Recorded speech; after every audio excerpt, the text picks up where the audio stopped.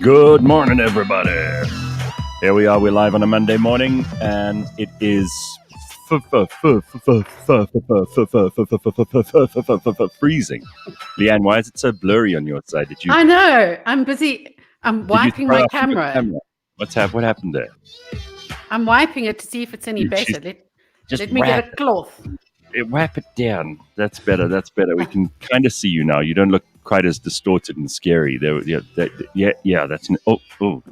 that's an improvement. Very good. All right. Good morning, everybody. It's a brand new week, and it's almost a brand new month. The last couple of days of June are upon us, and then, people say that the worst of winter is when you pass through the solstice, but I don't know. I've been led to believe through experience, the hard experience of July, that it is the most horrible month of all. July is, it's that dry cold, There's, when your lips start to become almost like sandpaper, that kind of feeling. Beautiful, marvelous. And you need to get one of those back scratches. Yeah, exactly. Because otherwise you'll grow scales on your back. That's kind of how it starts to happen. Lovely. Are those a real thing? Those back scratches. Is that a real thing? I've got one. Really? Have you? Yeah, it's next to my bed. Oh my God. I always thought that was like a cartoon thing. I suggested one morning that was a good idea for a business, and people laughed at me. They said, "No, you full of shit." And remember, Leigh-Ann, my idea for a business of having a back scratch clinic, kind of like you'd go there like a massage parlor, and people would tickle your back, and everybody said, "Oh, that's a ridiculous idea." I think it's got serious legs. It'll work. One day I'll start it, and then you'll all laugh. Ha! I'll laugh at you when I'm a billionaire on back scratch massage parlors. So, in other words, we should back you. You know what?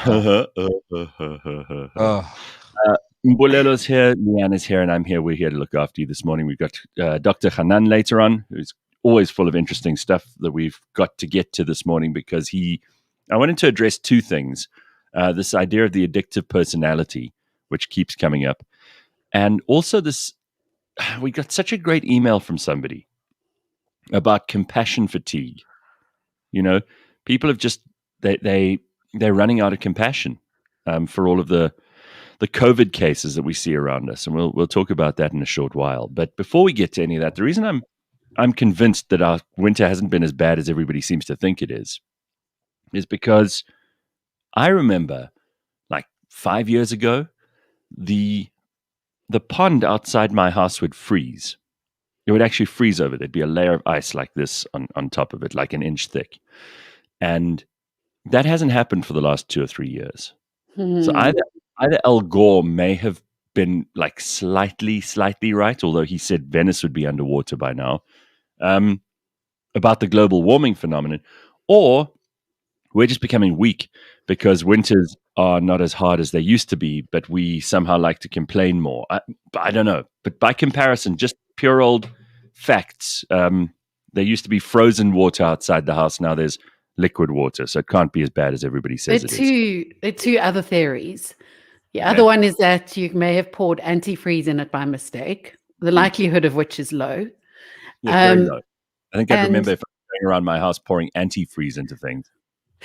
And the other thing is that because we're working from home, our homes are not built like our offices are. We don't have central temperature control. Right. We're also going outside more often than we used to, for breaks and that sort of thing. So sitting at your desk is definitely not the same as being in an office where it's temperature controlled. Having grown up on the Highveld, I haven't worn a beanie once this winter. It's definitely not, especially having moved up from Cape Town a year and a bit ago. This is one of the warmer winters I've experienced probably in my life. I've been here since I was 6. Just by the way, you go running in the mornings, right? You still do that, even in winter? I gym now. Well, I'm back. I'm back on this on here now, but usually at this time I've just come out of the gym. Yeah, it's definitely not the coldest winter. No, I think so. But what has made this winter worse is that our esteemed president last night decided to put us back to, what is it, level 4? This is the big news. This is what everyone's adjusted level 4. So this is what everyone's talking about this morning. Are you excited, Leigh-Ann? Are you excited about adjusted level 4? Well, you know which part gets me the most, hey? Which one? Obviously the wine. The when? But you and the fact that he caught us off guard though this time because we weren't allowed to buy on the weekend. Yeah. So not everyone has stock. But yes, I do have a person. In fact, I saw one of the TikToks I saw was a screenshot of someone sending a message to what they've labeled as alcohol guy, and it says like, "Hey, how are you? Missing you, catching up." And I had thought about it just before. I was like, "What's the dude's name again? Do I approach it? Do you think he's still got stock?" Yeah, I mean, people are going to reconnect with those suppliers that they had before, but I don't see the point of all of this. I really don't. I think that this is I know you don't. I know this is another blunder by a government that's just they're like the Keystone Cops. They just like plod stupidly into the future with no idea of how their unintended consequences are going to affect things. I mean, you could see he's got this like look on his face that he had when he lost his iPad the other day. And that look on his face is like, I really don't know what to do. I'm totally out of my depth. Please don't get cross with me, but I've got to do something. Otherwise, the people are going to say I'm not doing anything, and then I'll lose even more support than I already have. That's kind of what it's just pathetic. You're looking at the infants who've taken over the nursery school. That's what you're looking at. It's ridiculous. Do you not for one moment take any comfort at all in him saying we've got an excellent panel of scientists and experts? No, and I don't believe a word of it. I don't believe anyone he knows. Everyone he knows is not excellent. That's what I believe. Do you agree with that, Mbulela? No, I think, when individuals like this start to have a whinge, is that it tells you there's systemic failure. Government is meant to be systemic. It shouldn't, politicians should be plug and play because they should be useless. It should be the systems are so good. Everybody admires Scandinavia and Germany and Australia. You would go to Germany because you love Angela Merkel. You love her. Oh, well, I mean, listen, that magnificent specimen in her. At Davos, again, she's the only one wearing a mask. I'm not sure if you've seen that photo. And it's just, if her husband slips up, big trouble, because you're moving into all of you, and we're moving to some chateau somewhere in Stuttgart. I don't, Leigh-Ann, do you really take comfort from people like Cyril or Zwelim Kize, who's been shunted off to the left field now because he's no longer convenient? Do you take any comfort from people who can't manage anything when they say to you, we need another 2 weeks to flatten the curve? They actually use the same language they used in March last year. Now, this is a government that has not built any new hospitals. He asked us to please be patient while they fix Charlotte Makreke because they fucked that up as well. There was a fire or something. Mm-hmm. These are the people that you trust to help you sort out your health problems? I didn't say trust. I said a level of some sort of comfort. No. I know that they know more than I do. That's the only thing I'm going on. I don't think that's right. I don't think you even have it right there. First of all, comfort is never provided by government. The scariest words in the English language are, I'm from the government and I'm here to help. Well said. Those are the last things you want to hear. Usually that's the sign that something has gone horribly wrong in your life. And if you depend on them, then things will continue to go horribly in your life. Second of all, I guarantee you with a couple of YouTube videos, a few Google searches, and a couple of intelligent friends that you may or may not have yet, you could probably find out more than you will through a presidential address like you got last night. And in any case, I mean, Mbulela, you didn't even watch it. You just waited for the summaries on Twitter, right? Personally, I have lost complete and utter faith in my politicians in this country. I don't want to talk for I find politicians globally useless. So, but I can only speak about mine. I lost faith in them long ago. So I have to I'm always about looking after myself. How can I surround myself with the smartest Right. South Africans available? How can I create systems in my life so that I don't need these people? Because my father used to say something all the time. And, I'll be honest, my father and I don't get along because we're very similar. But he used to say something all the time. He used to say two things, which are actually great here, is number one, only idiots learn from their own mistakes. And he's always said that to us since we were children. Only idiots learn from their own mistakes. And the other one, which I think is prominent for what we're dealing with now, is when somebody shows you who they are, believe them the first time, right? Right. When the ANC stole money the first time, right? Yeah. It's like if your boyfriend drinks, right, and you meet him at a club, don't get upset 6 months later when he's still getting hammered on Sunday nights with the boys, because that's what he is. These are incompetent cretins who steal and don't know how to run systems. Right. And they showed us that for 20 years now. Like, I'm sorry. When people show me who they are, I believe them the first time. And this is the point, Leigh-Ann. All those people who believed Zweli Mkhize, there were all those Pray for Cyril people last year. Oh, yes. Remember them? I mean, you don't see them anywhere now because they're too embarrassed to admit that it was them. But I've got screenshots of those Facebook entries from some people that I used to respect. They were the ones who were saying, "Oh no, at least we've got Zweli Mkhize. He is a medical doctor." We are led. We are led, they said. Thank God for Cyril, they said. And I don't believe that anyone in the union buildings actually gives a shit about us ordinary people. You know why I know that? Because they don't care about us with all the other stuff. They don't care about whether or not there's crime in your neighborhood. They don't care about whether or not you have good police in your neighborhood.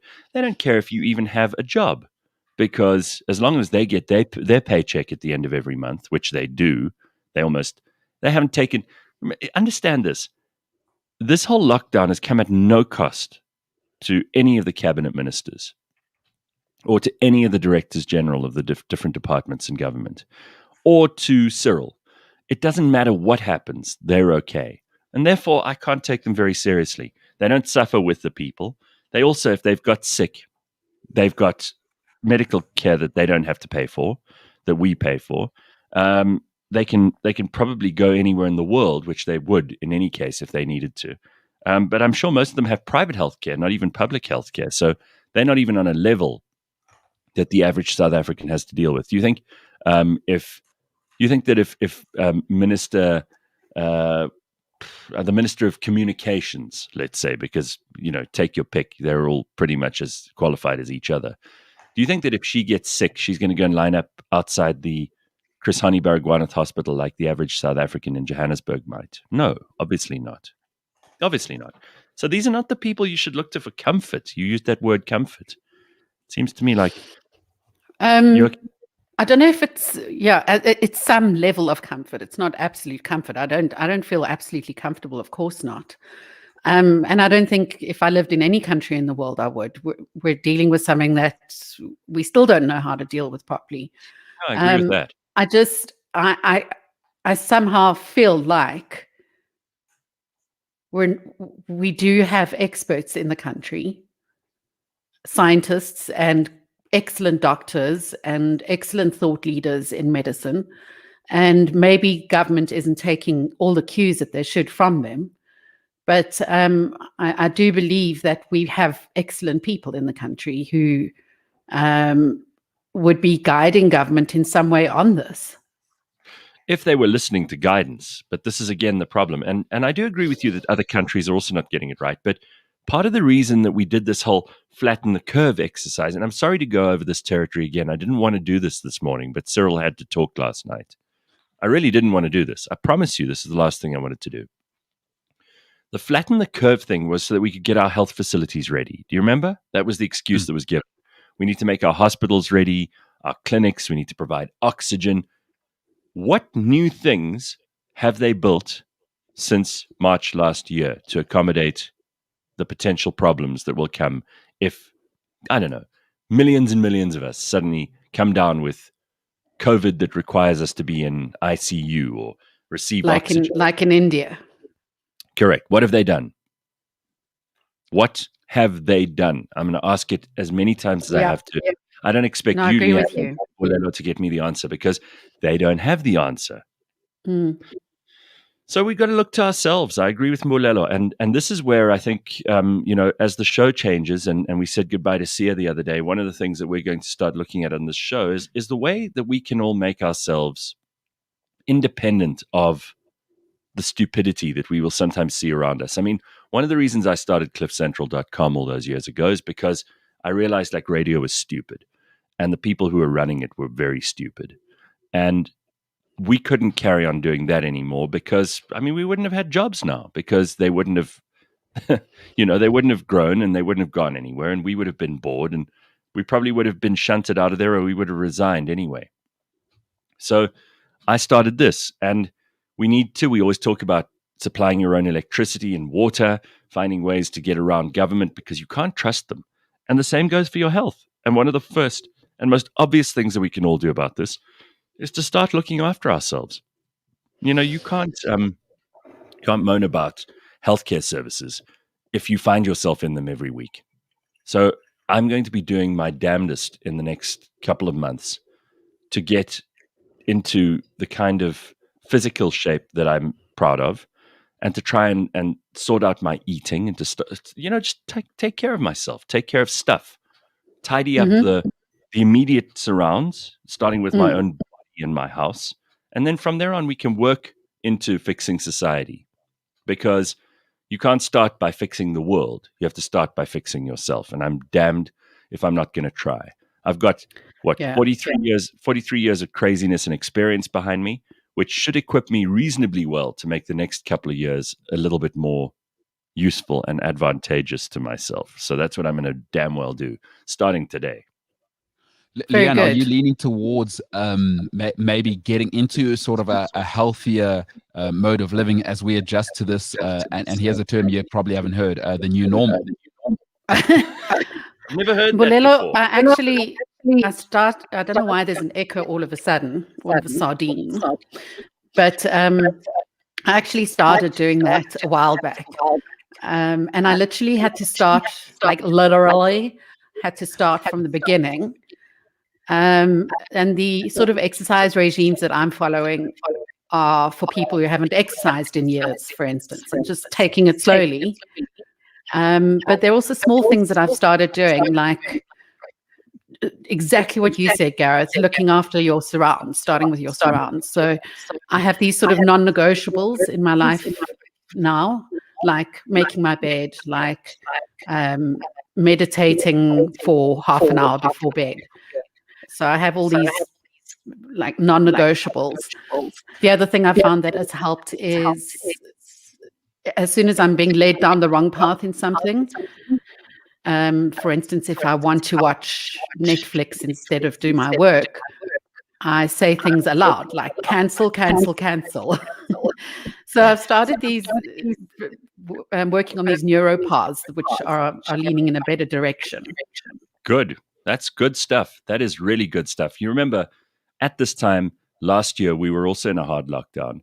And I also recall even earlier than that, we were all saying, well, there are things we've got to do to make sure that we don't slide backwards because it's very easy for us to slide backwards. You know what people are like. We'll always take the easiest path. That's just how we're built. We don't know what something is compared to what, previous generations have been through, blah, blah, blah. But the fact is, like you said, wake up and make your bed. These are such important little things because you don't do them and everything starts to go downhill from there on. And it gets very messy very, very quickly. So that's excellent news. Listen, there are lots of comments here that I want to get to before we look at the headlines for this morning, because obviously the headlines are going to be to do with some of this stuff that we've already talked about. But I just want to look at this quickly. This is a very good point. This is so true, Venetia, saying right now is what it feels like a year ago. It's like the Twilight Zone. Can we still buy clothes this time, says Mapelo. Jeez, remember that. Here's Caleb with, he's from Kurdistan. Are you guys at the studio later? Would like to say hi. No, we're not. We usually go in depending. Everybody has a different day of the week. But if you want to pop in there, I don't know. You might find a couple of people. You might find none. They might not want to see you because of COVID. So rather don't do it, Caleb. Yeah, you might not even find a security guard. He's working from home. Yeah. Don't you love the way Cyril says that? He's like, work from home if you can. It's like, yeah, it's easy to do if you're president of the republic. Not so easy if you're a woodworker or Shopkeeper, you operate a factory or bus driver. Or let's say, God forbid, you sell alcohol for a living. Now suddenly you can't work from home, although you'll probably find a way. You see, this is the other thing, is like this government really thinks that when they say something, we're all going to do it. And I wouldn't be surprised if this time around people just say, fuck you, and just do their thing anyway. I think you're going to see You know what the sad thing? Yeah, go ahead, yeah. Oh, that's the thing that's I'm kind of modeling, or not that I like to model us on Australia by any chance, but they've entered, I think they're on day 2 or 3 now of their new lockdown. Yeah. And people are angry and they're protesting. And I think that this time things might be a bit different here. There's not as much fear as there is frustration and wanting to keep the economy going. Yeah. Well, it's people's lives. And I know we've got the email coming up with regards to sort of the individualism and taking care of yourself and having that fatigue, the compassion fatigue. But I just want to say, like, and I don't know if this is a positive thing or not, but I was actually talking to somebody about this yesterday when we were kind of looking what Cyril might say.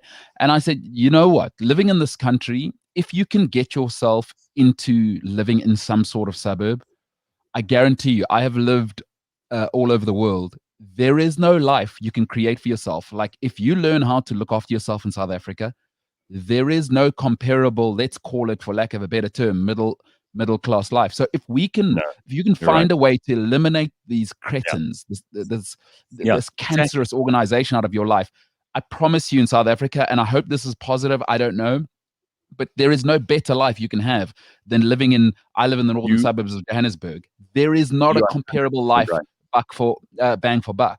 So I hope people can head that way. And we're going to make sure that this show becomes one of the places where you can get all the information you need to do that. I mean, we had Ted Blom on the other day in the Burning Platform talking about how you can make yourself electricity independent. And many people already have in South Africa. And it costs you in the beginning, but if you consider how much you're paying to Eskom, it doesn't cost you as much in the long run. In fact, you save yourself money in the long run. Mm-hmm. But this show is going to become about that stuff too. Good. I like it. We want people feeling motivational. Yeah, we want people to feel that this is the kind of information that you need every day to make your life better and to get the things done that you want to do. And your life is good. I mean, I'm not saying everybody's, we're all dying. And there are people who are dying, and I'm very sorry for them, because what can you do? If this thing hits you, and it seems to be quite arbitrary. I know some quite fit young people who've also been hit by it. These are rare occasions, but because they're rare, we talk about them, right? That's why, the stories that spread, nobody's going around saying, oh, I recovered and I'm absolutely fine, because nobody repeats that story. They repeat the story like, oh, did you hear about Donovan, his gran, she got it, and then his younger brother got it, and his younger brother's really healthy and fit, but he was man down for like 6 weeks, and he has permanent lung damage, blah, blah, blah. Those are obviously the stories that carry through. Doesn't mean that those are the facts on the ground for everybody across the board. You've got to look at the numbers. Yeah. Anyway. This isn't like, you don't really get a mild form of certain diseases. It's not like the mild version of the black lung. Yeah, well said. Another thing, and the mild version of the Black Plague. Yeah, like I've only got a little bit of polio, or I've only got a little bit of chicken pox. You either get chicken pox or you don't. It's in my little toe. That's where it is. Anyway, so Dogozo is fighting quite hard against us here. He says this morning, I'm just going to go back to his first comment because I think he's making a good point. He says, and Dogozo is very busy this morning. He said, this whole thing is actually quite complicated. We understand that the government is incompetent, but this whole situation is not simple. Well, this is the beautiful thing, is we don't have to solve all the problems on this show. We just have to solve the problems that affect us, and by us I mean our little Cliff Central community. I'm talking about the people who listen to us every day and the people who are equipped or who have the desire to do different things with their lives. And he carries on. This is a good idea, Gareth. Discipline is super important. That is what I've been working on for a while now. Well, that's exactly right. So this is why we do the show for you, Dogozo. And then he says, finally, because he really does have a lot to say, I told you. He says, yeah, Mbulelo, first of all, I completely agree. This is a cool place to live in if you can avoid living in places that are super dependent on the government. And he's absolutely right about that. Venetia says, my sister tested positive a day after testing positive for being pregnant. Add morning sickness to feeling crappy. Shame. That is horrible. Okay, there I have some compassion. Yeah, sure, absolutely.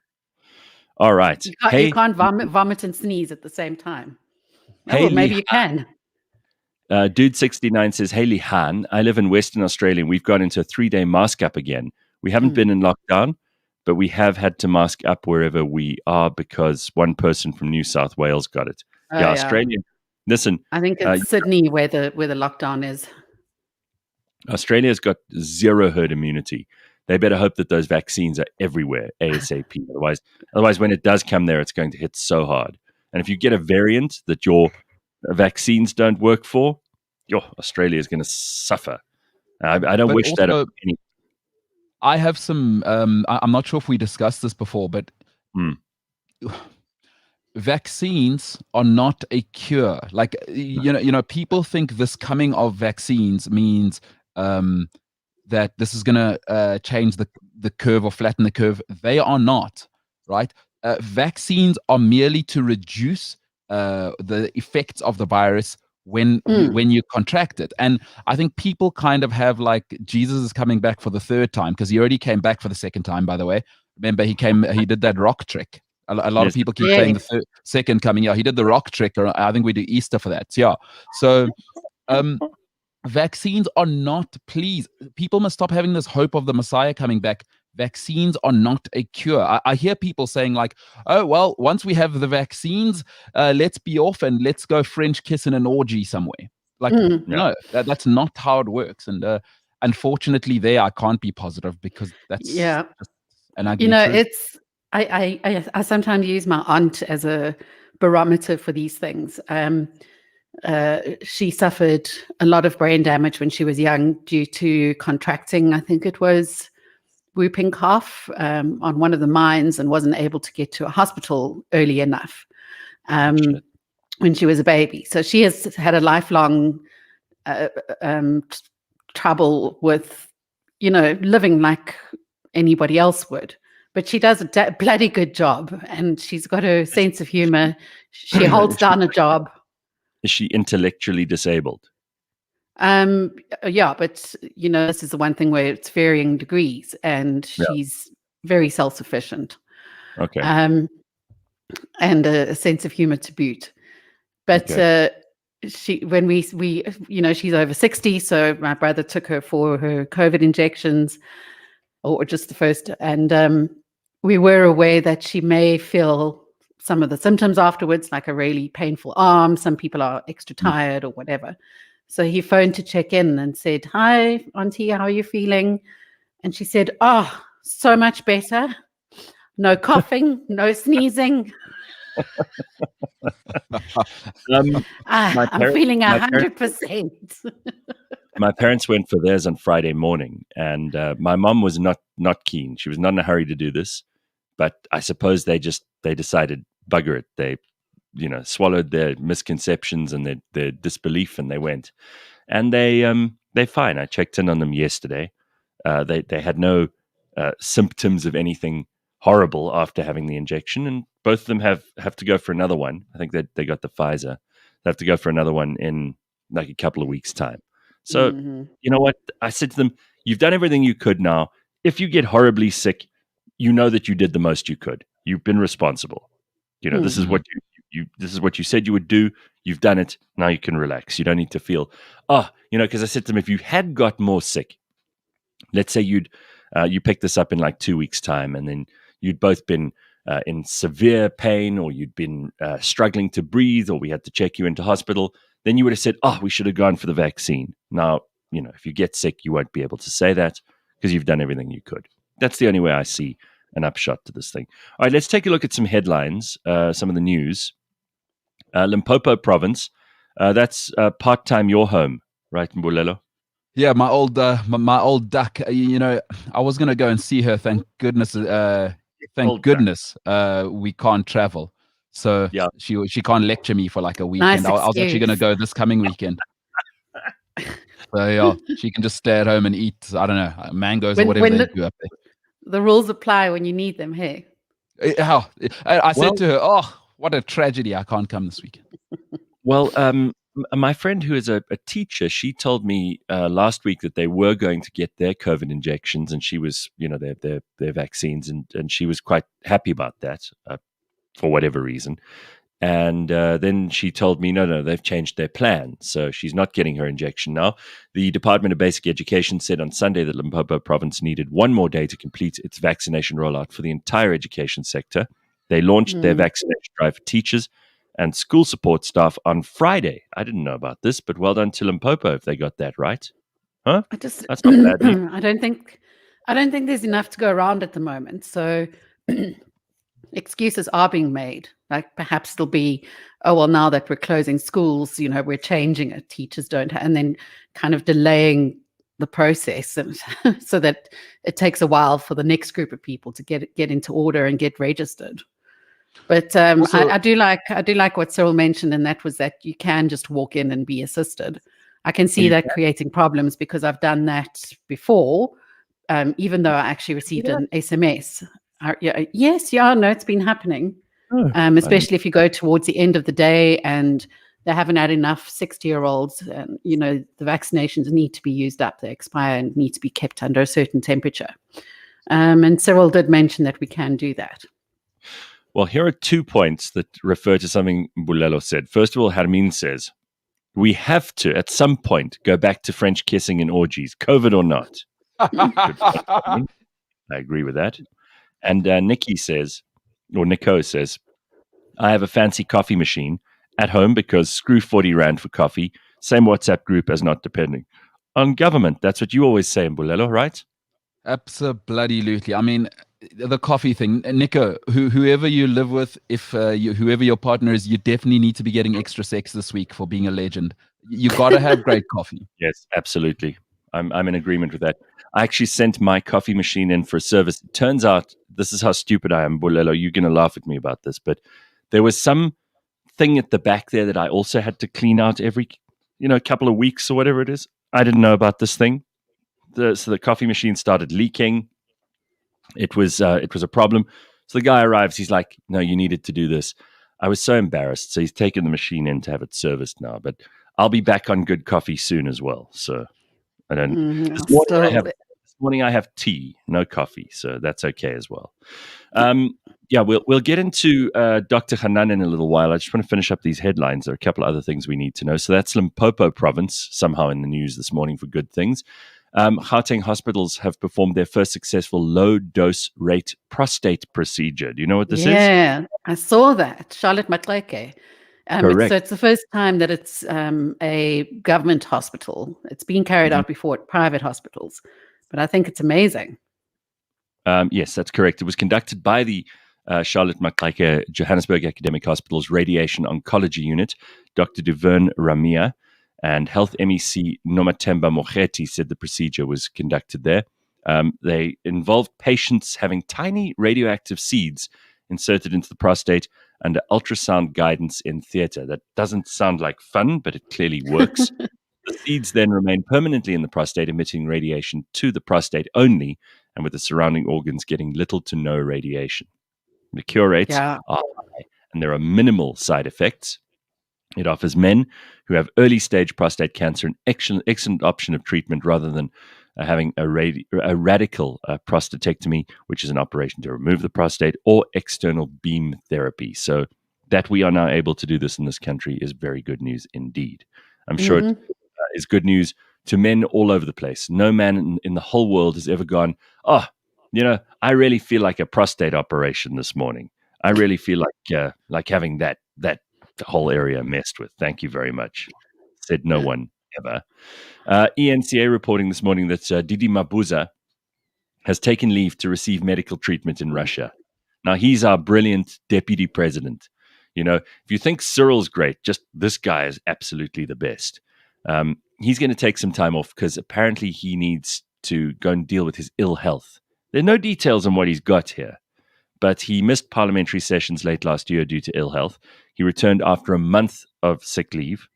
The presidency says the trip is a follow-up to previous medical consultations that began in Russia. Why does our deputy president need to go to Russia for medical treatment? Is there any reason in the world that you could give me that would make me believe and would make me think this is good? And I just want to explain something to, as somebody who has, this is not a flex, by the way, but I did live in Russia. Let me explain to you how medical care there works. I've just had a friend come back. He lives in Georgia. It's exactly the same. It's not like South Africa. Just before Dr. Hanan joins us, is that in Russia, you pay for everything in medical care. So if you swap a gas tank, you pay for that. It's not like Discovery are going to cover the whole cost you're staying in hospital. It's 200 grand. In Russia, there is no system yet. So if you think medical care costs a lot in this country, you have got no idea. It is at least 20 times more expensive. Let me just tell you that. If you're a pregnant woman in Russia, just a quick example so I can make it relatable. It'll cost you somewhere between 20 and 50,000 rand, right? For the your consultation to have a baby. It's about 50,000 rand to have your baby delivered there. Usually C-section, by the way. Listen, we have no idea here. A friend of mine lives in Georgia. It's very much the same thing. You pay through the nose for everything. My point is, our tax money is it's meant. But why does Didi Mabuza have to go to Russia? This is something that really worries me because first of all, I don't trust anything in Russia at all. I don't trust anything from Didi Mabuza. You put two things that you don't trust together. That's not a good start. No, second Gareth, I think... Oh, sorry, go on. It's not exactly close either. I mean, there are lots of countries you could go to that are closer. Third of all, we don't have such bad medical care in this country. Why is he hiding his condition, whatever it is, from the South African public? We have a right to know if our deputy president is deathly sick. We have a right to know what he is suffering from. I have some suspicions that it's a mental health condition and not one that you can go to a psychologist for. No, come on. Not one that you get to. I think his problem is severely impaired intellectual ability. No, that's what man. Oh yes. Do you not see these amazing science programs where there is some specialist in a certain country? Have you not seen him on TV during parliamentary sessions? Trust me, you don't need much more observation than that to know that we've got a seriously idiotic deputy president. I want to know what's wrong with him, and I don't think it's unreasonable for us to ask as citizens of this country. We're paying for his treatment. We're paying for his job. He does nothing in that job. I want to know what he's suffering from. And the presidency's going to step up and tell us what this is. Otherwise, we're going to stop paying. We don't have to pay for this man to go to Russia, do we? No. All right, there's some other stuff in the news too, but I think we must turn our attention to a much, much more fun and more interesting and more important and more relevant discussion.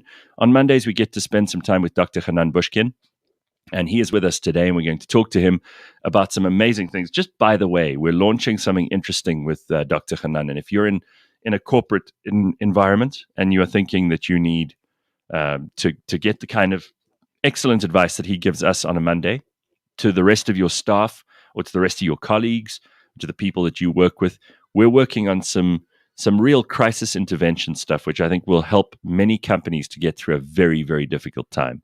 And we all know that particularly with the new restrictions that have come in as of yesterday, there are going to be lots and lots of companies that need a bit of guidance and some help through these very arduous situations. Working from home is not all it's cut out to be. And keeping the team together, the kind of budget that a company might have spent on team building or on helping people to work together or on flow or on any of the stuff that companies need to operate at optimal capacity. You probably need some help now. And we're putting together a session with Dr. Hanan. If you and your company are interested, then you can talk to us. Let's turn our attention right now to Dr. Hanan Bushkin. Hey, Dr. Hanan, how are you? Hey, Gareth.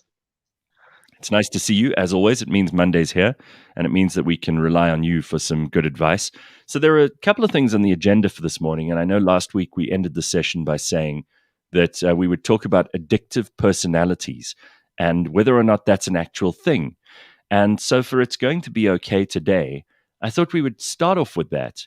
There are a lot of people who use addiction as an excuse, and there are people who genuinely have major problems. That's without doubt, right? I mean, it's an established fact that certain people are addicted to substances, behaviors. There are all kinds of addictions, and maybe that's a good place to start. So tell us what you guys in your profession understand addiction to be. So the whole story about addictive personality is actually a myth. There's no personality that's typically tied to addiction.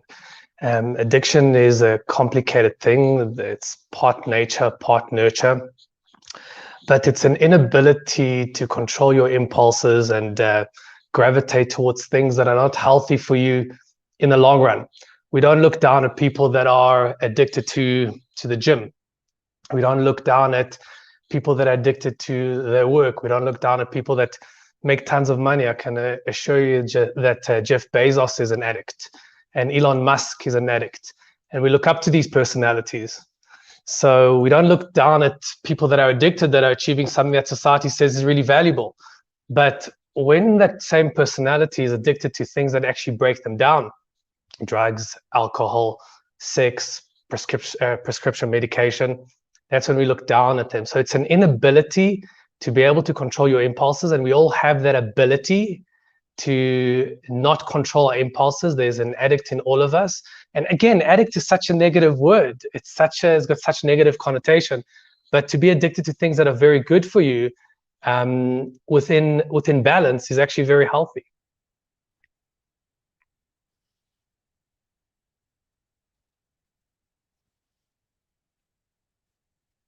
Gareth, I can't hear you.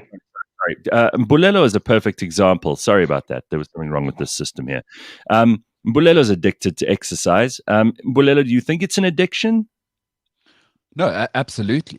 Absolutely. And I'm so interested to hear what Dr. Hanan's got to say. And, you know, Dr. Hanan, I was seeing somebody and we were talking about the go, no-go system. Maybe you could maybe chat to us about maybe it is what you're saying in terms of being able to control those pulses. But for me, absolutely, I'm addicted, and you know, and I am a certain type of personality and prone to, if I'm doing it, I'm doing it. You know. Yeah. Have you guys heard of the famous marshmallow experiment? Yes. You know, is this where they give the kids the marshmallows and they. Yeah, it's a very famous experiment. They took kids 3 to 5 years old and they put a marshmallow in front of them, and they said to them, "Don't touch the marshmallow. If you do, you don't get another one. If you wait for me for 15 minutes, I'm going to come back and give you another one." And we found that most of the kids, 80% of the kids, ate the marshmallow. The 20% that didn't, they followed them throughout their lives, and they found that they were much more successful. Better health, better relationships, financially much more secure, because the ability to delay gratification is a very adult thing to do. But listen to this. So we actually watched this on camera, and the kids that were able to delay gratification, those 20% super duper amazing superhuman kids, what they did is, instead of sitting in front of the marshmallow, they distracted themselves. They stood up, they played with some toys, they started inventing games on their own. So what we did actually in the clinic, which was very fascinating, we took back the 20%, those super duper kids, and replicated the experiment. But this time we changed it up a little bit. Now remember, we only took the 20%, these amazing kids. But this time we put the marshmallow in front of them, and we said, you can't get up from your seat. You have to stay seated in front of the marshmallow. And how many of those kids do you think could delay gratification now? Oof. Zilch. Zilch. None. Really? Yeah. The ability to delay gratification is not about staring at your weakness. It's about distracting yourself with things that you can control.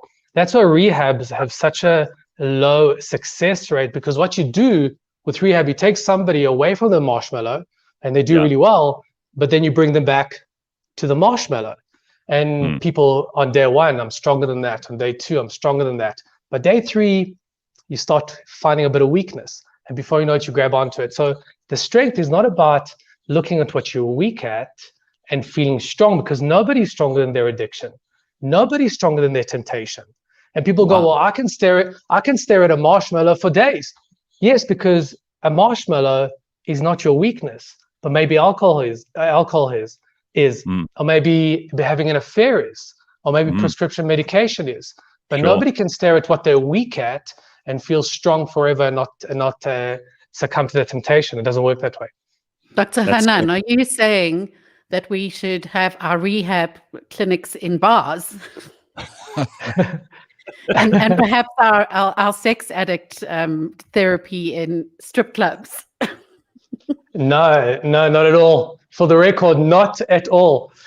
So what I am saying is that the change, as we said last week, doesn't start from within. It starts by changing your environment. So I'm saying you're gonna get better when you change your alcoholic friends, and when you change your sex addict friends, and when you change your friends that are addicted to things that you're addicted to. It's impossible. You see, if you surround yourself with clowns, you are going to become a clown. That's the way it works. Nobody's bigger than their environment. So change your environment and change the inside as a return. But it's interesting also the power of distraction, because we tend to think of distractions as a bad thing, right? I mean, we're told, if you're a child and you're easily distracted, you're disciplined, and people say to you, you need to pay attention, you need to be focused. And even in work, people need to be focused. But here you're saying that actually, if it comes to addiction, it's quite a useful thing to be easily distracted, because it allows you to avoid that addiction. It's incredible. But it's actually by the very nature of distracting yourself, you are being focused on the task at hand, which is to avoid the marshmallow. Yeah, for sure. You're focusing on what you can control. Again, the aim is not to stare down what you're weak at. If I dangle your weakness in front of you, again, people must understand that motivation and temptation will do this the whole day. So at some point you're very strong in the day, and at some point you're very weak. And you don't know when you're going to be strong, and you have no idea when you're going to be weak. You have no idea when you'll be disciplined and when you're not going to. You have no idea when you'll feel like doing something and when you won't. Feelings are random. Feelings are random, and they're controlled by external things that you cannot control. Feelings are controlled by how well you slept last night, the coffee that you had this morning. So you can't predict when you'll be strong. So rather lean on your environment that ensures that you stay in your lane. You said something right at the start of this, which is really instructive too. I mean, society looks at certain things and says that's a good addiction. The other things, it's a bad addiction. We joke about people who have coffee addictions or fitness addictions like Mbolelo, but they're acceptable socially, right? How do you know when an addiction has become a problem? So I always advise my patients to never lean and rely on themselves, because we can easily bullshit ourselves into believing that what we're doing is right. So I have many people that come to me and say, but what's wrong with me having 2 bottles of wine by myself at home every night? What's wrong with that? And they can justify, I can still work. I can still be a good parent. I can still be a good husband or wife. So people can justify their own bullshit all the time. So I always advise my patients to rely on people that they want to emulate and be like, that will give them that kind of feedback. So do you want to be like your friend that's an alcoholic? Well, of course not. So you're not going to lean on your friend that's the alcoholic to tell you whether what you're doing is right or wrong, because he wants to justify that too.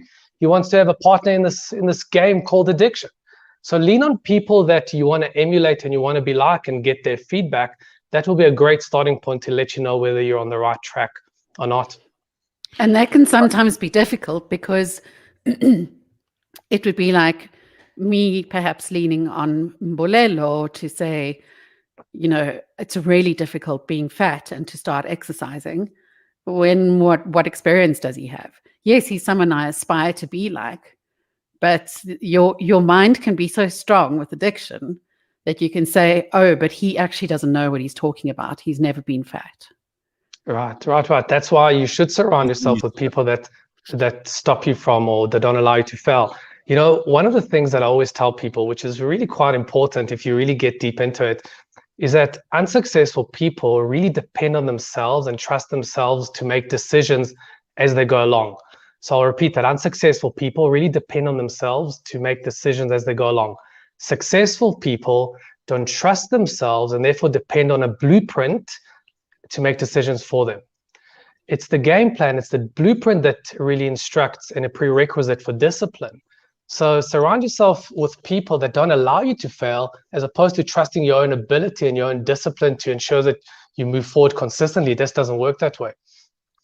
Dr. Hanan, sorry, Gareth, you spoke just now about something that really, really has touched me, because discipline is such a big part of my life, and I try and consume as much as I can. But I've been reading some really interesting things about when you spoke about discipline, how it goes up and down. I think a lot of us think life just happens. You know, we don't keep an eye on when we eat something, when I have a coffee, how does it make me feel? Am I productive then? Am I go, no go? But I'm interested in, do you think people can reprogram? I believe the cycle is called the circadian rhythm. You know, do you think we can reprogram that and be more deliberate about knowing when we're productive? Because then we know when we're productive, and we can always keep an eye on that and be more motivated, and not go, oh, I'm not productive at 4 o'clock, but actually you're probably more productive in the morning. I mean, that circadian rhythm is such an important thing for me, and I'd love to hear your thoughts on reprogramming that to be more successful when you're trying to be disciplined. So 2 things. Number one, that internal feeling of discipline will go up and down throughout the day. As I said, there are times when you're feeling really motivated to go for a run, and there are times when you really don't feel like going for the run. So you can't lean on your own feelings to drive your discipline. What you have to lean on is a blueprint, a plan of action. So think about it this way. Imagine 2 people need to go to the gym. Person A has got a blueprint. I've got a personal trainer. I paid them 6 weeks in advance. I'm going between 4 and 4:30. Monday, or Tuesday, a friend's coming over. We're going for a run. They've got a blueprint. Person B, they're going to wing it. If they both wake up on Monday morning and don't feel like going to the gym, the only one that's going to the gym is the one with a blueprint. The blueprint is what drives the discipline. So, you know, we look at people that are super disciplined. You go, I want to be just like them. But what you're not noticing, and what you don't have a preview into, is the really well-defined game plan and a blueprint that drives that discipline. Now, to your question about that rhythm, yes, we can get into a rhythm, but life is so unpredictable. Now we've been pushed into level 4. I assure you that your rhythm is going to change. It will have to. What if we go into level 5 and suddenly you can't go outside? So the rhythm is going to change. Sure, we get into a system or a rhythm that's very consistent in a consistent world. And I like to fit my system into that rhythm. But I also like to create a blueprint that, irrespective of whether I feel like it or not, I do it anyway. Now, the reason that this whole subject came up was because I mentioned to you last week that there are some people who say, well, I'm addicted to X, Y, or Z. They accept that they're addicted to something, but they blame their personality instead of their choices. They blame everything around them. They blame circumstance. They blame the way they were raised. They blame politics. They blame society. They blame the government, anything that they can, right? At some point, though, no matter how addicted you are to something, it is about your choices. And this is where your blueprint and everything else comes in. Is there any way that people can help themselves to get over that hump and to stop looking for excuses? Because I think a lot of people are stuck in the cycle of getting excuses, and usually addiction. And you even see this with people who've gone to rehab or they've tried to do something about their addiction. They still use it as an excuse as to why they're not doing the things that they should be doing. You know what, Gareth, the thing is that I see these excuses all the time, and people might have a really valid excuse. You know, I grew up in an impoverished household. I grew up when my dad beat my mom, or I grew up and my dad beat me. I grew up in an abusive environment. My mom was an alcoholic, or whatever it is. So people really have reasons of why they are the way they are, but it's not an excuse. It's not an excuse. You, assuming you have another 50, 60, 70, 80 years on earth, make it count. The excuses are not going to help you move forward. I want you to not hold on to these excuses as a weight tying your foot to a tree. Because yeah, it makes you feel good because you never have to move out of your comfort zone, and you never have to fail because you've got an excuse. But it's not good enough to live a meaningless life where you're just stuck. Nobody ever looks back at their lives for 60 years and go, well, I'm so happy I got stuck to this tree. Nobody ever says, I'm so happy that I just live in a comfort zone. It just doesn't happen that way. People that take risks to get out of their comfort zone without the excuses, because it's the excuse that gets you stuck. So your question is, how do we do it? Well, surround yourself with people that don't allow you, don't enable you to get stuck to this tree. Surround yourself with people that keep on motivating you and moving you forward and not enabling you. It's the environment that will progress you forward, not yourself. Well, we're going to close it on that note. Thank you very much, Dr. Hanan Bushkin. That's very helpful information. And for anybody who is going through addiction, there are obviously people out there who can help you, and there are people who take these things very seriously. We're not talking about the addictions that are good for you. We're talking about the ones that are much more destructive. And you know who those people are. You can get hold of them. You can look them up on the internet. There are loads and loads of very competent people who are able to help you address your addictions. So we're by no means making light of any of them this morning. But I do think if you are in a position where you can draw up a blueprint, you can do what Dr. Hanan is saying, start to take control of your existence, make sure that you break bad habits. That's always something to be proud of and to applaud. And we try to improve ourselves here on this show as well. So we're going to all be working on our various addictions too over the next couple of months. And hopefully, when we emerge from lockdown, whenever the hell that is, we'll all be addiction free because we'll have been in an environment where we can. It's hopeful, but there weren't enough people who gave up smoking when cigarettes were banned. So the hope's there, but it's what we do with it, and also how hard we're willing to work around it and find our own resources. And I mean, Dr. Hanan, just on a closing note, just because your environment gives you the excuse to stop doing something doesn't mean you're going to stop it either, right? All those people who didn't stop smoking. Right. Well, I mean, again, even though like the majority of your environment might enable you, there's always a pocket of an environment that doesn't. So surround yourself with people that don't justify what you're doing and make your current position uncomfortable. Don't make your current position comfortable. Make your current position uncomfortable. Create that dissonance. And again, surround yourself with people that want to create what you want to create for yourself. Very good. Dr. Hanan Bushkin, thank you very much for joining us this morning. We will check in with you again in a week's time. And if you've got some questions or some things that you would like him to address, then you can let us know. Just send me an email, gareth@cliffcentral.com, and we will pass it on to Dr. Hanan. We didn't get to talk about the compassion fatigue this week, but we may pick up on that next. Yeah, because it's becoming a big thing. People are sharing on Facebook and on social media. They're sharing their journey with coronavirus. I know Mbulelo's pulling faces already. Because I mean, as a fellow survivor myself. Exactly. You took us on your journey, and we were all like, terribly concerned about you every day because you seem to be in such abject horror and pain. Yeah, it's living in absolutely horrible conditions. Terrible. Listen, the terror of having to walk to the bathroom where I don't have underfloor heating. You can't explain that if you haven't had COVID and gone through that. Okay.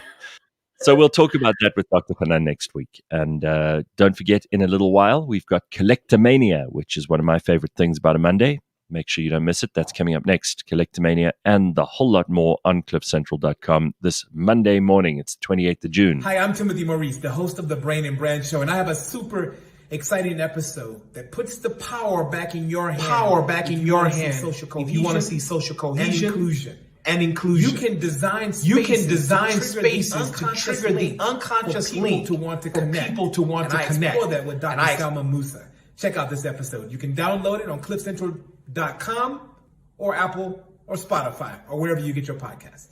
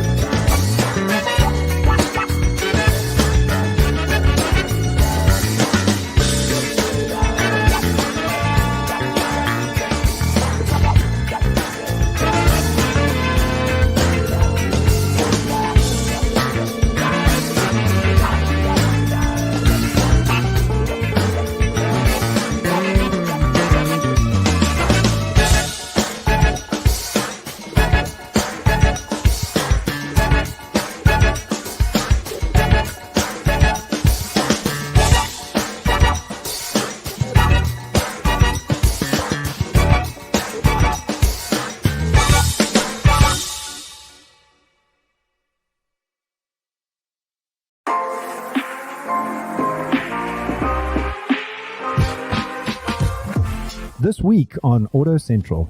Being able to know that I can go fast, for instance, or I can corner really quickly, or it's almost like feeling like a racing driver. Racing drivers have this equipment that can get you from A to B extremely quickly in the most fun way. And for me, It's like having a go-kart. Exactly. But you can't really drive a go-kart on the road. Catch Auto Central, SA's #1 motoring podcast. Every Monday at 9 a.m. All right, cliffcentral.com on Monday morning. We've got Auto Central coming up a little bit later on. Stick around for that. And Bulelo and I and Leigh-Ann with you for the course of the next hour. And we've got lots to talk about. Don't forget, if you have questions for Dr. Hanan, you can send those to us on gareth@cliffcentral.com. You do anything fun over the weekend, Bulelo? I didn't. My weekend's boring compared to how sensational Dr. Hanan's skin is, by the way. I was looking at that guy, looks like a porcelain doll. Can I tell you something? Like I go to this this fantastic woman. We've had her on the show before, Christina, and she does these what do they call it? Like a chemical peel type thing for me every couple of months. And like I feel like if you don't start that stuff early, and Sia also had great skin. He still does have great skin. If you don't start that stuff early, you just end up looking really shit really quickly. Like I've seen people who are 10 years younger than me, and they don't look in good shape. I mean, it's something. Your skin is your largest organ, right? And if you don't look after it, you have problems. Yeah. So I'm going to go and see her this week, ironically. So it's interesting you brought that up. But yeah, I had a massage on the weekend. I haven't told you about my other trauma. What happened? So I had somebody since I moved to Johannesburg who was looking after me, but she was the Holy Trinity. She was a chiropractor, a physio, but also believes in crystals. So she took care of my soul and my back, and adjusting and the scientific side. Got a lot of there's a lot of conflicting ideas going on in that head. It must be quite something to talk to her. Well, she left. She went to San Francisco. Her dumb husband is ambitious and got a job there. Bless her soul, he's the nicest guy. But anyway, so I got a new. I don't know if you've ever had a relationship with somebody, because for me, I need somebody to work on my body. Anybody? I've had a relationship with somebody once or twice. What do you mean in terms of like massage? Well, with somebody who looks after your body and gets you functioning. Because for me, the way I live my life is I need to be firing. I can't have like a tight back or a sore shoulder, because I like to always be operating. So that relationship for me is actually probably the most important relationship in my life right now. Is that, can you get my body functional? What are you going to do without this woman? You're going to fall apart. This is where I was brave this weekend. I was a warrior, or whatever people put on Instagram when they break up with someone and they start dating again, about how brave they are. Was that I stepped out into a new world, and I got into a new relationship. I'm finally ready. Anyway, so I've got a new practitioner now, and she's actually magnificent. Was that, she's so good and brilliant, just like a maestro, and I feel incredible because I haven't exercised for a month, and just everything was tight and everything. So is this also a physio chiropractor combo, or is it just? No, she's tragically just a massage therapist, but she's also good. She gets right in there, gets the elbow in there, gets the knuckles in there, and she gets it. She gets it. Oh, it's so sore, but guys, it's so good. What? I have to share in my pain because it's very real. I don't know if you heard like a bit of a crash before I came back. What happened? I fell off my chair. Oh my God. No, it was really dramatic. So I've got my office chair is a rolly chair. Yeah. And I've got a blanket over my knees like a gran. Yeah. And the blanket got caught under the wheels, and I had already started the sitting process. So I ended up falling on, with my ass on the floor, and I hit my head on my gas heater. Oh my God! Did you burn yourself at the same time? No, the heater wasn't on, but I feel like I might have a concussion. Jesus, I've got like an instant headache. You are a very a dangerous person to be around. I'm so glad the camera wasn't on, because you would have seen me falling back and then my feet in the air. Like seriously. Sorry about that. Shit. We missed the ratings bonanza. Oh gosh. Okay. You probably need to go to Bulelo's physiotherapist. Well, That's actually, not I beat you to the pip, Mbulelo, because remember, Gareth, I said quite recently I went to a person who's like an overall healer, and she played those Buddhist ringing bowls with the gong and the crystals and the incense. But also it involved touching certain points of your body. It's just nice to be touched, isn't it? Is that part of the reason that I suppose that's maybe one of the things that people go for with a massage. To me, it's really about getting, I only book a massage if I've got a stiff neck or back or shoulder or whatever. I don't really go for just purely for enjoyment. And usually it is painful because I ask for them to use a lot of pressure and, the stuff that Mbulelo was talking about just now. I don't go to a massage because it feels nice. So no, for me, I'm all about, I'm about maintenance. I never want to be fixing because my body's so important to me in my life. Like it is I love that I can control my health. There's so few things in my life I can control. That's one thing. And I want to be firing. I always want to be the best version of myself. And I think the best version is the healthiest version. The last thing I want is a tight neck when I want to work, when I want to exercise, when I want to go. I've always said to people is, the other thing for me is I want to give my family the best version of me, and the best version of me is the healthiest me, and the healthiest me is the maintained me. For me, I never want to be fixing. To go back to Leigh-Ann's question, because I think it's a good one, is like just having someone touch you if you've been alone and isolated through lockdown. And there are a lot of people who want this, but Katu Cat says, I hate strangers touching me. I've only been for a massage once. It was so uncomfortable. Oh no. I think it can be amazing, can be wonderful.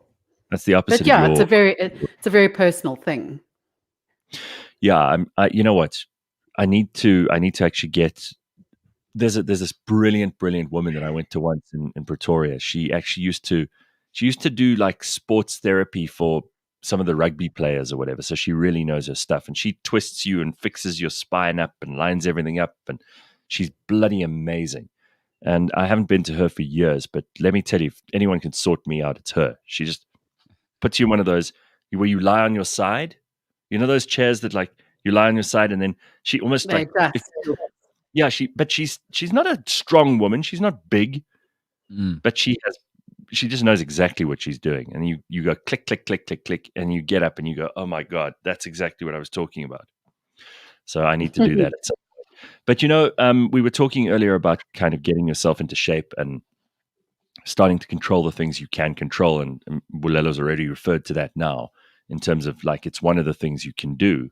I think we must almost set up a daily thing. So if Monday is a mental health day with Dr. Hanan, then we like do something on a Tuesday, which is different, Wednesday, Thursday, and Friday. And we figure out, we tick off those different things every week just for 15 minutes on the show. We focus on those things one at a time, get ourselves right.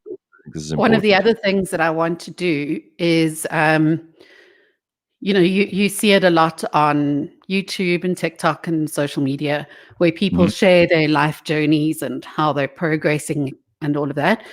I'm not very big into sharing those sort of things. I'll share them verbally, very happy to.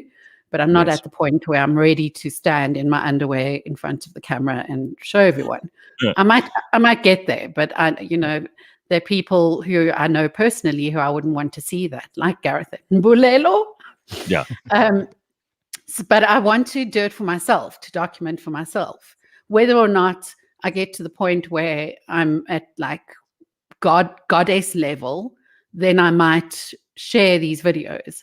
But I do want to start a little video diary where I keep these things for my own record for now, and just be accountable to stand up every day and be able to compare these different photos as I get to the end of it. Well, it's holding yourself. I'm feeling very motivated, guys. That's even awesome. though I have a head injury. Even though you've just had a traumatic head injury. Sia brought up this movie, the Karen movie. And there's an actual trailer for this that we found. I want you to watch this. This looks like this looks hilarious. Just you decide if you'd watch this movie or not. Here's the Karen movie trailer. I guess this is a long way from East Point. Baby, you just gotta give it a chance.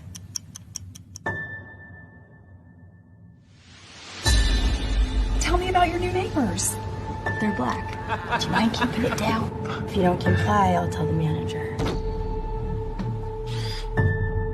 Somebody's taking home security serious. Hi, I am Karen Drexler. I'm your neighbor.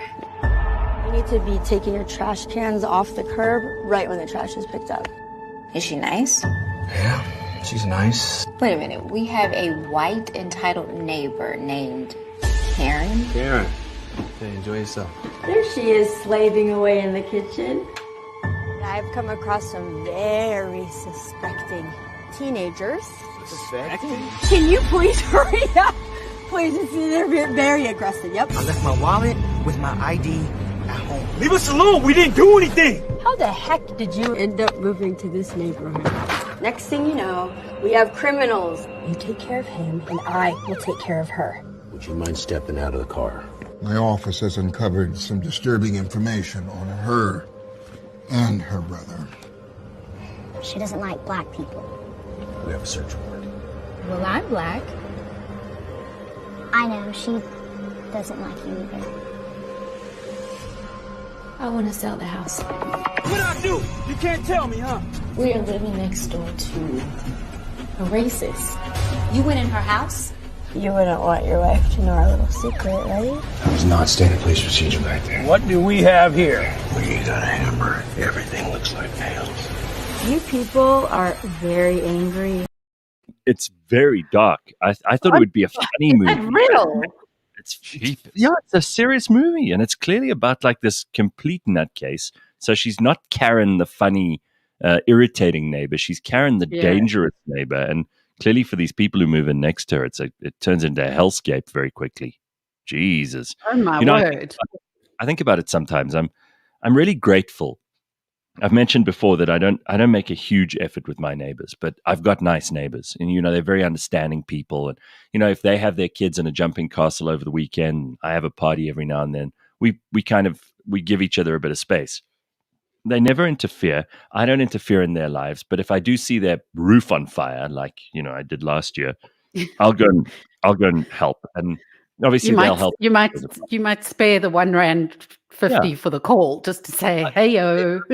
I ran over to the front door. I mean, this is not a big hero story. It was just I saw some smoke. They were busy fixing something on the roof, and I thought that's not meant to be happening. And I went over and told the neighbor, and she had no idea what was going on because she just had these guys repairing the roof. Anyway, the fact is, you could end up with absolute neighbors from hell, and especially if you live in a complex or if you live in an apartment building. And I mentioned just 2 weeks ago that my one friend had these neighbors, and they were like animals. Eventually, they had to be evicted.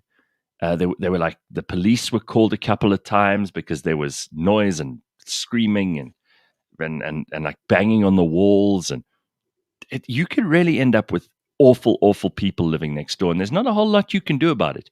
You don't get to choose who lives next door to you. It's like you don't get to choose who sits next to you on the plane. Yeah, they have as much right to live there as you do in your place. Mm-hmm. So this is where the common sense and sanity should prevail. Saying things like we coexist, we need to live in a society and coexist should come to the fore. Having said that, I do live in a complex where you're not allowed kids below the age of 13. So really? You can kind of control it. Oh, absolutely. I've always it was one of my pet peeves. So I live in a commune. Is that an actual rule in the complex? So like if what if someone's living there happily and then they have a kid? Do they have to leave? It's not. Look, I think also the pressure of the types of people that are there. So the people before me got evicted because they had young kids that were like making a noise, right? But in Cape Town, it's quite a big thing to live in complexes where you can't have kids and pets. So in my complex, no kids, no pets. Yeah, it's an absolute dream. So you can kind of control it. And it's massive. It is massive. Do you have these weekly meetings where someone in the complex has become pregnant or not told you and they now have a child, and you all practice your looking down on people look. Yeah. What we do is we actually go to their flame. We go to their flame and and we put the flame out. Yeah, that means you got 9 months to get the hell out of here. So The in other tribe has words, spoken. if I lived in your complex and I decided to get a dog, I would have to sell and move.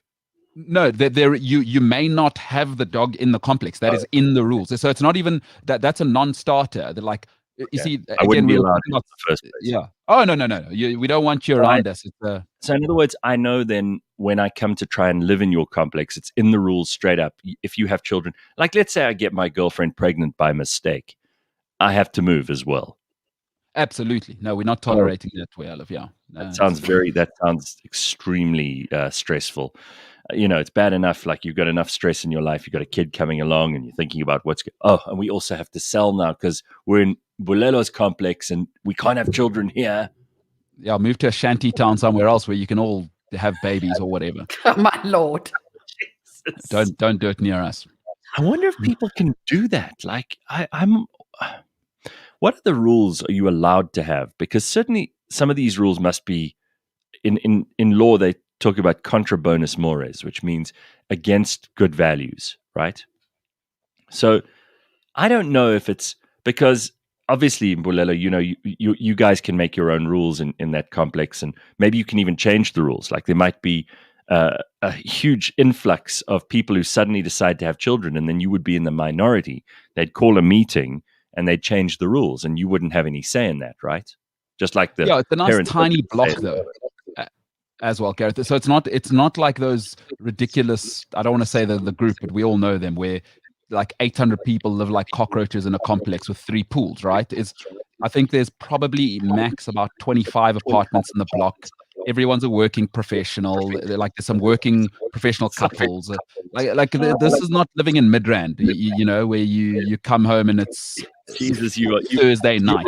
You are so you look down on so many people when you speak like that. It's just unbelievable. But what do people want me to do? Live in madness? I'm a grown up. Like if you want to live in Midrand, go live there and party on Tuesdays.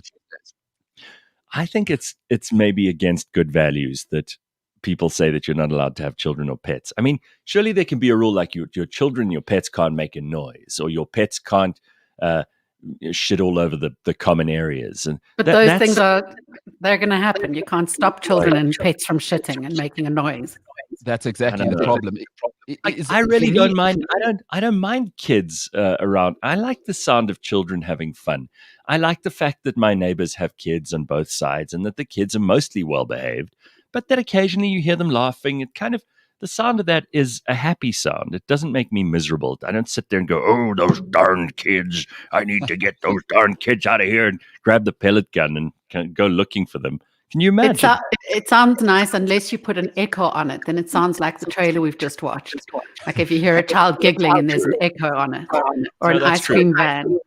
And there are occasionally, I mean, I don't know what it is about little girls when they play, but little girls when they play often scream for no good reason. They just start screaming at each other. And that is not a happy sound. That's not like oh, that's a good thing. When I hear little girls screaming, I immediately go into like, oh my God, something's happened vibes, It's not that I mind children. Children are great. Whatever. Pets are great. Well, I only like dogs. I don't like any other pets. They're a waste of my time. I love dogs. Yes. But for me, where I am in my life now, like I've always said to people, I want to treat children like I would like to treat girlfriends. They're great as long as they're somebody else's. And so just for now, I'm cool, bro. I'm cool. You guys do your thing. More power to you. You're bigger and better people than me, and all the best to you. Leigh-Ann is suddenly remembering all the things about Mbulelo that she didn't like before, and they're all coming out. But no, it's just a case of I remember being like that. Yeah. So, I'm glad you said for now, because there is a consistency. There will be things that change. Yeah. There is a consistency. Like if you, and I've said before, if you're flying on a plane, you should be able to book on a plane with no children. Like you should be able to do that. Similarly, I suppose if you want to live in a place, you should be able to say no kids. Yeah. I mean, there's certain hotels you go to, especially if you're going on honeymoon and you don't want kids around. That's all a choice. Right.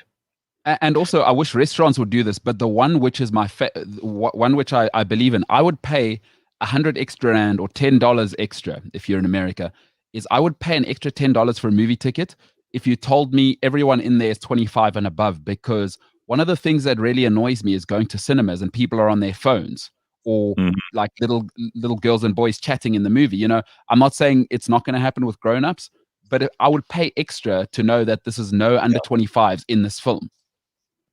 Okay. Yeah. Listen, you're allowed to make your own rules, because I think, is calling me out here and saying, no, Gareth, you're the one that says we don't have to include everyone.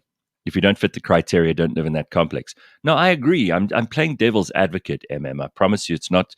I believe that if you're in a gated community, an apartment building, even in a neighborhood in a suburb, and you decide to boom it off or whatever, you're allowed to make those rules as long as there's a majority, assent to that in the little population that we're talking about. I think you should be able to do any of that stuff. For example, I think that if you're in a complex or in an estate or whatever it is, and you decide that you don't believe Cyril's rules apply to you, you should be allowed to ignore him. I really do. I don't think you should have to listen to them. I think if you're a bunch of adults and you're able to make your own rules. Remember when Cyril and the NCCC banned us from exercising outside? Do you remember that last year? I do remember that. I reckon you should be able to say, well, that's fine for everybody outside of our little complex, but in our complex you're allowed to, because we're going to socially distance, or we're going to take appropriate measures. We're able to look after ourselves. We don't need some stupid draconian government from the outside telling us what to do.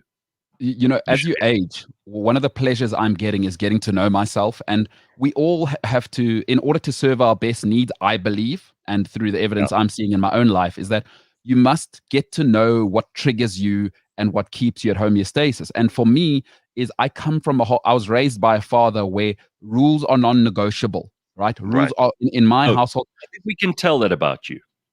So for me is right now I'm leaning into that part of my persona, and it may be conditioning, it may be genetic. We can get Dr. Hanan to maybe tell me about that. But ultimately is I know what I like. I'm not going to apologize for that. I like, if you don't want to live where I live, I don't want to explain myself to you. Like, if the rules don't work for you, go and live in Midrand. I don't care. There are lots of places. Yeah, sure. Everybody can find their own little niche, and you might live in a place where there are no rules at all. Everybody is just a free for all, and it might be chaos on one day and might be peace and happiness on the next day. It's entirely up to you. I think that we should all be as free as we are allowed to be, and as we could possibly achieve for ourselves. Nothing wrong with that. But Leigh-Ann made a mention of those resorts where they have honeymoon couples and they don't have kids. And Eric is just agreeing there's nothing like screaming kids to put a damper on a honeymoon. And Annette says she pays extra for resorts with no kids. My spirit animal, Annette. Yeah. Oh, marvelous. I'd love to. Please send us an email about some of those resorts, because I would love that. Yeah. They're easy to find. It's just that we're not traveling at the moment. But you can definitely find them. Can I just ask you on the subject of travel, because we've got to get to Collectomania in just a couple of minutes, but we're not allowed to leave Gauteng for leisure. No one's allowed to come into Gauteng for leisure. Is that right? According to last night's announcement by the president. So we're being singled out because we've been especially badly behaved. So I can't go, if I wanted to go to, I don't know, Middelburg tomorrow. I couldn't do Clarence. I can't do that, right? I'm not allowed to do that. Probably not, no. Unless I go and I stay out for like 3 weeks until this flatten the curve. But let's be honest. This isn't going to last 3 weeks. It's you think it's going to carry on?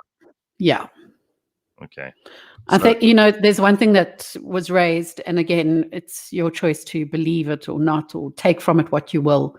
But what was interesting for me was that the first wave lasted 15 weeks, the second lasted 9, and this one is 4 times worse than the first one. So I reckon this is going to take us into the beginning of next year. Who said it's 4 times worse than the first one? Because of the variant and the. That's not true. I didn't say 4 times. I said 4 times. Yes, I don't think it is. The fact that it's worse in terms of it's more contagious, and the chances of being hospitalized or dying from it are higher, and also that it is affecting people of all ages, even children and babies. So I reckon, if I'm going to just be honest with myself and manage my own expectations, I reckon that this wave of lockdown is going to last for longer than we think. I could probably travel to see my mother, actually, come to think of it, because she's a middle-aged woman now with far too much time on her hands, and that would be like work, right? You can travel for work. So going to see my mother would actually be like work. I could actually register that and probably have it as a tax write-off for mental health. Yeah, exactly. I love that. Katu Cat is calling it Wuhannesburg. So that's great to think about. All right, let's turn our attention to collectomania. If you're one of those people who, like me, suffers from collectivism, collectivity, or collectomania, then you have probably the same kind of obsessions. You can see all the books in the background in my library here. What is it, a study? It's a study. And you've heard about all my other obsessions and the things I collect, and it gives me huge amounts of happiness and joy. And although some people are not attached to material things, like Mbulelo, he doesn't care about this stuff at all. You're not a collector, are you? I am not. Stuff is just stuff. I was saying to somebody yesterday, whether it is a table or a Ferrari, it's the same thing to me. They are just things. Okay, so you're lucky. You've got this ascetic kind of approach to life. No, you're very different to Mbulelo. That's why it's a good thing you're on the show with us, to show the rest of us what humans look like from the outside to aliens, or what aliens look like on the outside for humans. We'll find out in good time, because Mbulelo's around. So I want to turn our attention this morning to someone who's collecting really interesting stuff. And I'm always thrilled to meet people who collect, because I always find them interesting. They like me. They appeal to me in some way. And this, of course, is brought to you by the South African Gold Coin Exchange and the Scoin Shop. And you can go and find really interesting collectible stuff at the Scoin Shop too. They have a couple of really cool and interesting coins. You can buy gold, you can buy silver. It's really cool. It's not only an investment, but it could also be something that you give as a gift to somebody. You know, it's the kind of gift that that one day in a couple of years' time, especially if you give it to somebody who's very young, it could appreciate tremendously in value. And then one day they will thank you for it, because it could be the thing that helps them to make a deposit on a car or a house, or God alone knows what else you could end up buying with all that stuff. So go along and find out more from the SA Gold Coin Exchange and the Scoin Shop. But let's bring Samantha into the conversation today. Hey, Samantha, how are you? Morning, team. Morning, Gareth. How are you guys doing? Good. Yes, I'm good. I'm very happy to see you. So listen, you collect some pretty bizarre things, and I'm always fascinated to hear what people collect and why they collect them. So you collect bottles, antique bottles. Antique bottles, correct, yes. I also like antique furniture, but I don't have as many as them as I do bottles. Yeah, okay. The collection comes from my dad, who originally started digging them up in the 80s. But I absolutely love them. They're little gems. They're beautiful. I mean, just for me, the amount of detail and energy and time went into making them, unlike the bottles that are reproduced nowadays. So let's just, you said a couple of things in there that I'm intrigued by. First of all, you mentioned digging them up. Did your dad actually go around and actually dig them out of the ground and find them? Dig them out of the dirty, ashy ground. It was a treat. We'd pack up on a Sunday, pack our stuff, and go and find a dump. And like I said, there was no Google, so you had to go and physically look where a dump is. And you're from Pretoria, right? Yep. One of our best dumps, but we didn't have money to travel out there always, was out in Pretoria. What a compliment, Gareth. Beautiful bottles. We have great dumps. We have great dumps. Yeah. Now, I want to show a picture of some of your bottles here, because people might not know exactly what we're talking about. You get antique glass bottles. You get antique ceramic bottles. I'm just going to show a couple of pictures here. So these could have been, I think these are medicine bottles, are they? No, these are all inkwells. These are all the different inkwells. Yeah. Can you see there's like a little edge, a little lip on them. You could put your pen on there and then dip it in. So those were obviously they were very, very dirty, obviously covered in sand and all that. My dad had to wash out of them. Some of them were still stained with a bit of the ink, but as you can see, it's very, very, very different types and shapes. And you see the jagged edges. That's from blowing it. Yeah. Different colors, and yes. To create some of these colors in glass, you need to add certain metal salts. And when the glass blowers make them, they would usually add a bit of a cobalt salt or something else to make it blue. They would add a nickel salt to make it green. These are really interesting. And as you said, they used to be blown. So in other words, each of them was made by hand. There was no such thing as an assembly line like we would have now. Yes, and then the very interesting ones are there's some that didn't have mold, so they blowed into a mold. So then you'd see like sort of a line on the side, but those were blown with no molds. They're older and more rare. Then they would have no line that they blew into a mold. They would shape it themselves. So yeah. So some of these date right back to the well, like I said, the start. The dumps we went to started when Johannesburg started their gold rush, so the late 1800s. But obviously, like PE and Cape Town, they're older, much older, because Cape Town and PE started a lot later. So Samantha, are you telling me that as a little girl, your dad was able to make you interested in this by taking you to dump? Loved it. I found quite a few treasures. I actually recently investigated one of the bottles I found, and it was worth over 20,000 Rand, but unfortunately I've lost it because I've had it for so many years. Yeah, it was a little tiny snuff bottle, yeah. A 20,000 Rand bottle you've just lost, but it's probably in some box somewhere in your house, right? I mean, you probably... I left it in my flat in Bromfontein. Oh my God. It on the... Yeah, devastated. It's gone. And someone's thrown that away. Oh, definitely. They must have thought it's a piece of rubbish. And threw it away. What are these? What are these bottles here? These are milk of magnesia. So this is you still get Phipps milk of magnesia, don't you? Exactly. So that's my own Phipps magnesia in a plastic bottle, and this is the older versions that I've put next to it that my dad found many, many years ago. But these aren't so old because they've got screw tops. They're a little bit more probably in the early 1900s. And you can date these things by looking at them, which is interesting. Okay, so... No, well, basically, also there's a book, and also there's little markings underneath the bottles that can date some of the bottles, and then obviously there's a lot of info on the internet now that can date these bottles. And like I said, I've now got an Instagram page where there's a lot of bottle collectors. Most of the people that are followers are from the States and England, not so much in South Africa. It's very big still there, not here. There's not so many dumps left here, but there's the one guy in Baltimore who's it's almost like a modern day Indiana Jones, and he goes and digs up bottles all over the world. Yeah. Wow. So he's very interesting. Yeah. Now, dumps used to be a thing. These days, obviously, people are trying to recycle. So modern glassware, you wouldn't find as much lying around because mostly people would hopefully be recycling the stuff. Am I right? Correct. And as also one of the bottles I did to tell you about was the Cod's Wallop, which was a cold drink bottle, and the kids used to break them open to get the marbles out. So there's not too many of those left either. But yes, this is definitely going to be something of the past. I mean, glass is fading out very rapidly, and definitely this thick, beautiful colored glass is definitely a thing of the past. And the porcelain. How many of these do you have, and do you have a special room dedicated to it?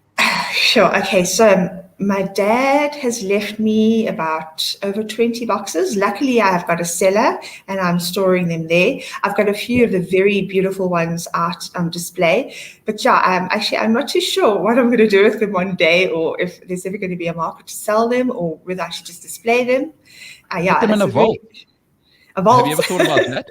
No, because I think because we recycle everything so much, like now, right, is essentially whatever that's going to be, from glass to, I don't know, fashion wear somewhere in Milan for some skinny lady on a runway. But you literally could encapsulate time, and these are artisanal. It's not, as Gareth said, it's not an assembly line. This is awesome. This is like really a commentary on history, and we could freeze time. Put some of them in a vault. I'd love it if you did that. Brilliant idea. Well, also one of my ideas is to start donating or selling to some of the places like Gold Reef City. I was there recently, and they've got like about 5 bottles on display. I mean, they're becoming more rare. People, and the dumps are being recycled and reused. They take that sand. A lot of the schools are made up of the old dump sand and broken bottles. Yeah, so they're diminishing very quickly if there's any left at all. One of the dumps we used to dig on is in Rosettenville, and it's now townhouses. You can't go there anymore. Wow. It's become harder than ever. Now, to get these things clean is also a bit of a mission, because cleaning out these bottles, I mean, there's ingrained, almost 100 years of dirt in some of them. You never get them perfectly clean, right? You can. It depends what they were mixed up with. So some of the times, it was a very, very long process. That was the biggest fun. We come home, my dad would fill up the basin with dishwashing soap, and he had bottle, the baby bottle brushes to brush out, and his scrubbing brush. And some of them came very clean, but obviously if they're stained, then you just leave them and it's got their old stain. And some of the bottles you find were still liquid inside them. The cork, I've got one. I don't know what's inside. It's a brown bottle, so it's probably poison. Oh my God. All right, what about these ones that are more ceramic? I mean, that's a beautiful bottle. That's ginger beer. Yes, and I think those were produced in South Africa. So nice. That's magnificent. Yeah, I mean, I love ginger beer. I would wonder how delicious it must have been. And it's a very heavy bottle. So I've drank it out of this, And some of these bottles are in immaculate condition. I mean, that one looks really good. Look at this old Irish whiskey bottle you've got here. That shape, I don't think anyone makes a bottle that shape anymore. No, and it's a lovely big, solid bottle with a little lip that you can hold on to just swig down. The two in the back, actually, funny enough, those are the ones with the lips at the back are actually ink bottles. So the ink would come in those very big bottles, and you pour them into the smaller bottles. The two in the front are also ink bottles. Yeah, and then the white one is face cream, something to do with face cream or cream that you would use. And as you can see, it's all made out of glass. The lid, very difficult to find a lid and a bottle together because they would break. They're fragile. Do you use any of these around the house? Like, do you store? I actually do.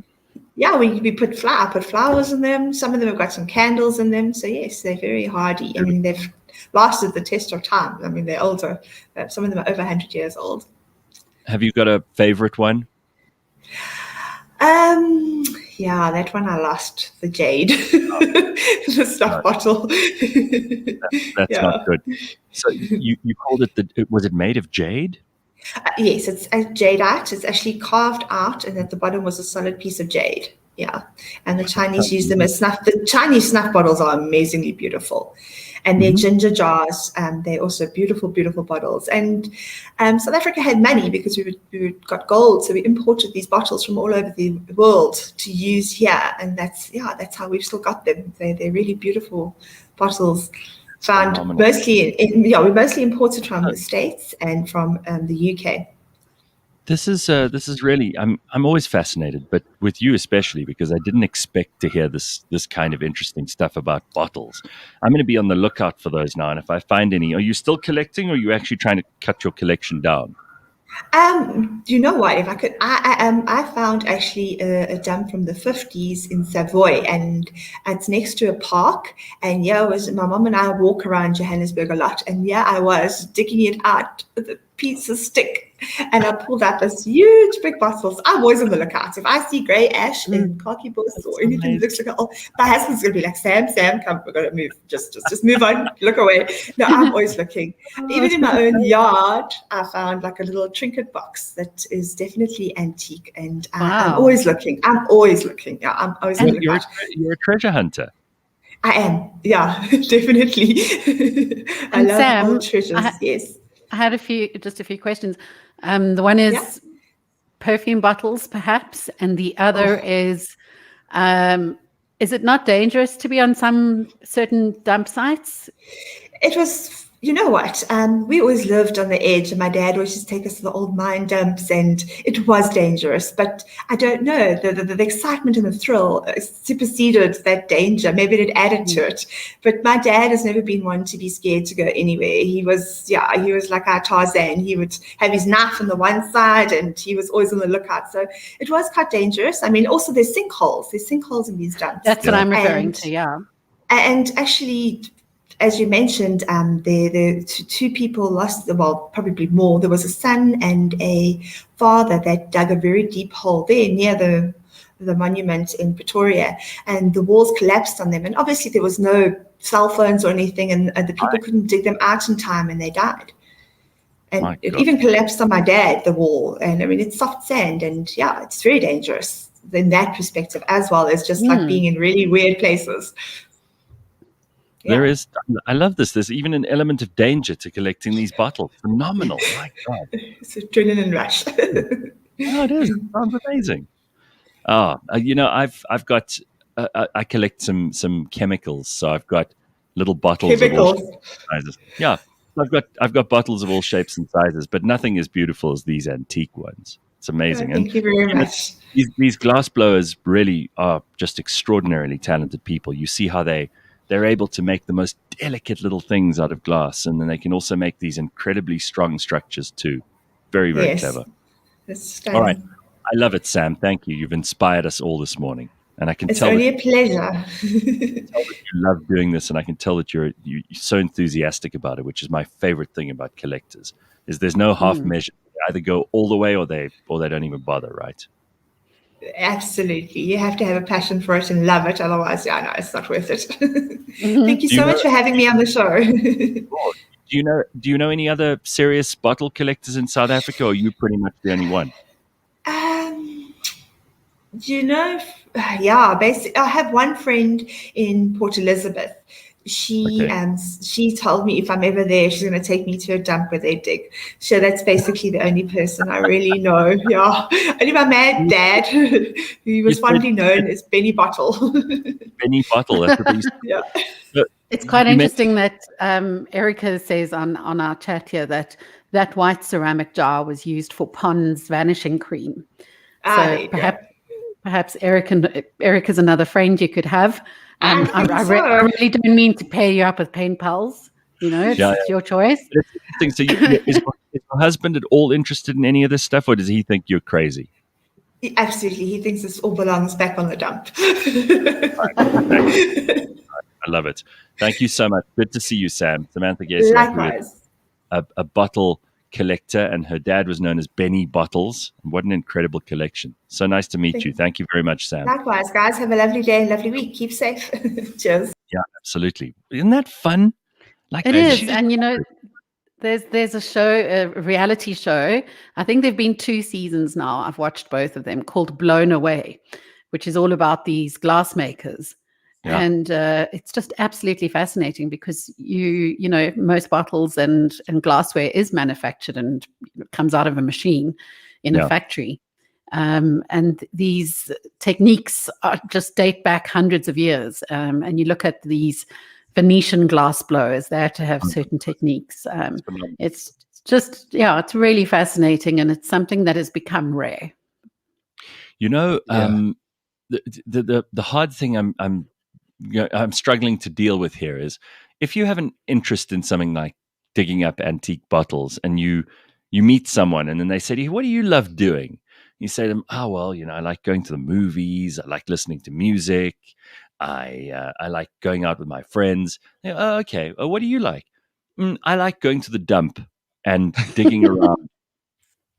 It would be such a frightening thing for some people to deal with. Like they wouldn't necessarily know where to take it from there, But I think she's so great. She was so awesome. Excited. She's so excited about. You see, that's what I love about collectors. Is like the passion that comes out of her. She's just thrilled to tell us about her bottle collection, and it is damn cool. That is cool. I was feeling pretty good about myself, and I think she's put me in my place here. Sam's put me in my place to say.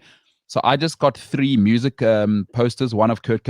Anyway, like really popular musicians. A friend of mine just moved to Italy, and each of them, there's only 50 of them made in the world, and I'm feeling kind of good about myself. But this is so much better. Like my posters are pretty awesome, but this is so much better. It's artisanal. It's survived the test of time, and also, if someone broke into Sam's house, they might steal a TV or they might steal her cell phone, but they wouldn't steal her antique bottle collection. And I think she'd be happy to lose the cell phone or the TV rather than an antique bottle.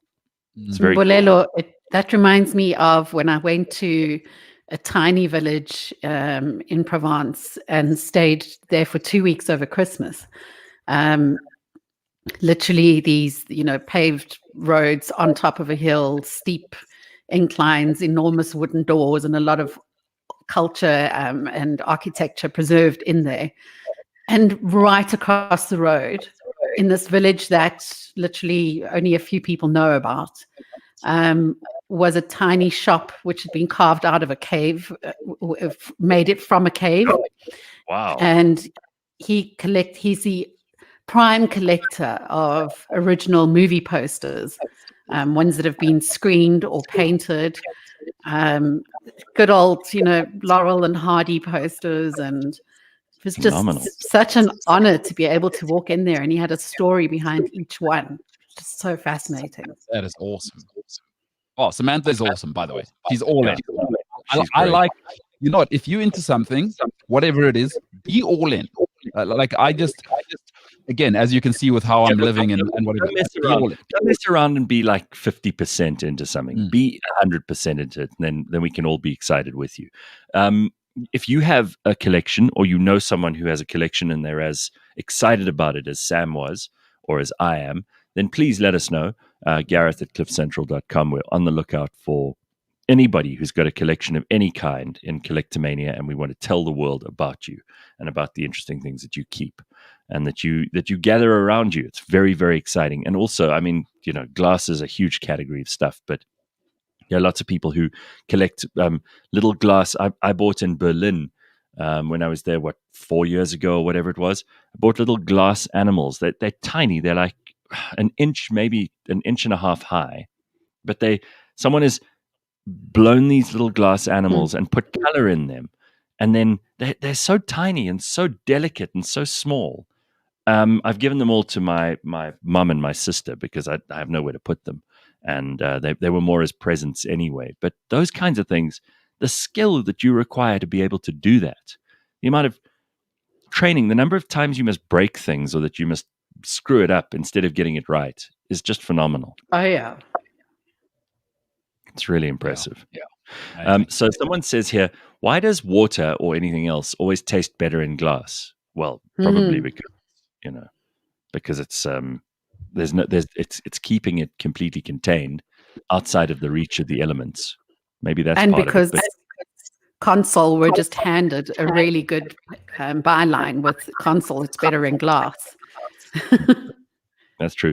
Erica agrees with Jenny, says Coca-Cola also tastes better from a glass bottle. I don't buy any Coke products now. Yeah, but I mean, that's just great. Do cave shops have toilets? Asks Andre. Leigh-Ann, since you've been in a cave shop. I never quite needed the loo while I was there, especially because I had one across the way. But that is an interesting point. You'd be surprised what plumbing have been inserted into these hilltop villages. It's amazing. That sounds great. All right, so we've all got to start our collections. We've all got things to do. And starting this week, we're also going to be getting ourselves into a situation where we don't depend on anyone. That was the theme for this morning, without a doubt. And I think everybody's excited about it. Don't worry so much about Cyril's extended level 4. But if you do care about it, then let me give you a quick rundown. You might not have watched him yesterday. So alcohol sales are prohibited. Because they say that, when there's alcohol for sale, then people do stupid things, and that fills up our hospitals.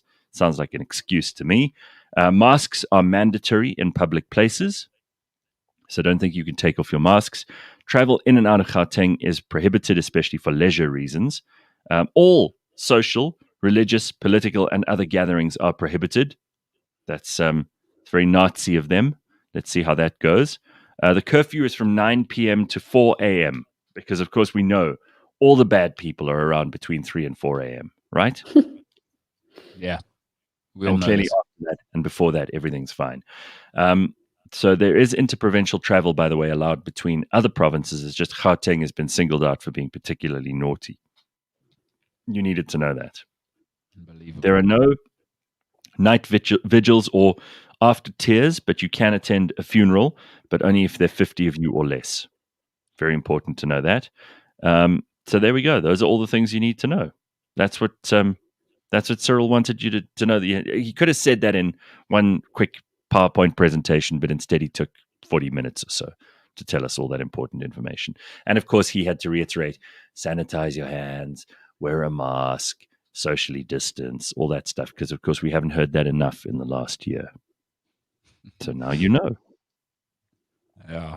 Man, these guys. It's starting to become about him, which is pretty weird now. Is anybody? I'm just starting to get that feeling. It's. We know. I don't want to say he's enjoying it, but it's starting to become a little bit. Look, I know what you mean. The whole idea of a family gathering, which I've always hated. They're not my family, the government.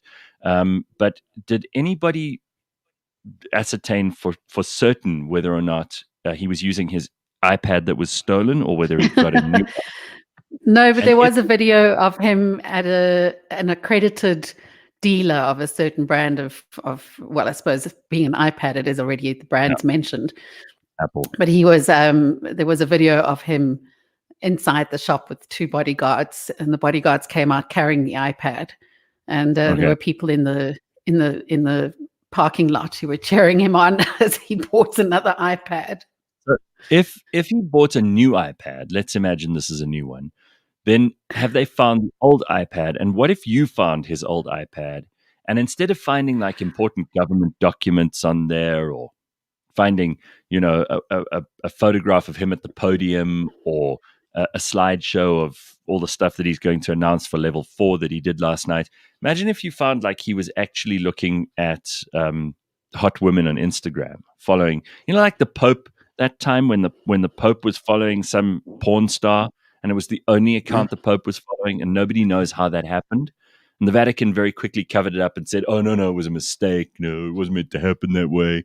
But it turned out that the Pope was following some, I don't know, actress with huge tits. And that was all we knew.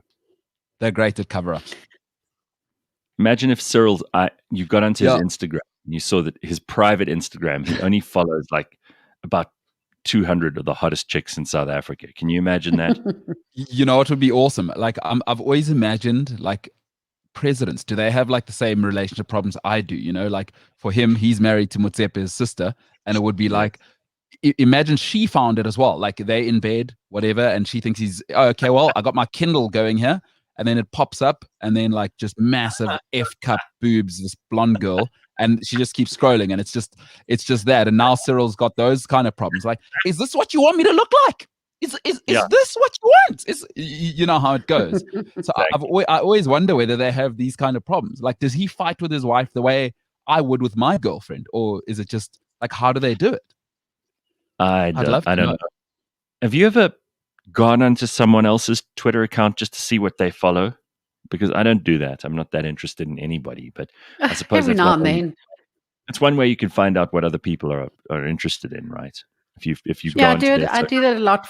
I do that a lot for clients. So if I had to take on a client in a field that I hadn't really delved in before, perhaps it's a garden nursery, I might look at what other people are, or which influences other nurseries are following, for instance, where I can kind of curate content. Well, Cindy says he went to Four Ways Crossing with his motorcade to get a new iPad. Yeah, he did. Eleutheria says, you found out that he's only on Candy Crush level 100. Pretty embarrassment. But also at his levels, the guy's a billionaire in dollars. Can the guy not shop online? Exactly. Also, you're the president. Don't you have more important, that hour you spent at 4 Ways More, with all due respect, I hate to pile on, Paul, but I mean, like, why is he going to a shop? He's got too many ministers in cabinet. I don't know why he even needs his own iPad. I mean, surely they're just a bunch of government ones in the pool, and they just use those. Because it's really like they load up the presentation that he needs it for example, and then he just gives it to a person, and they take like his own personal iPad. It's kind of silly. Who's the lady Mandela had? The famous Zelda. she became a bit of a thing.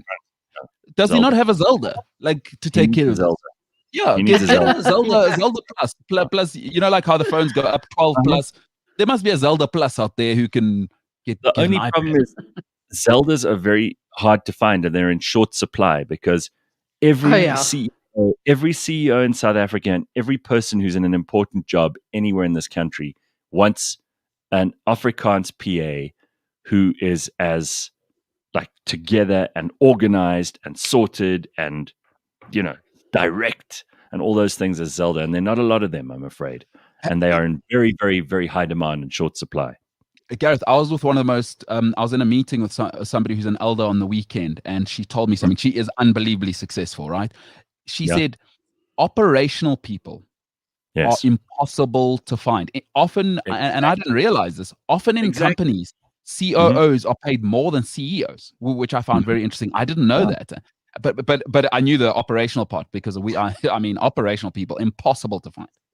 You need organized, disciplined, conscientious people in those positions, and they're very difficult to find. Consistent. So if you find one, they're like gold. Hold on to them and pay them whatever they want. Bring back Zelda.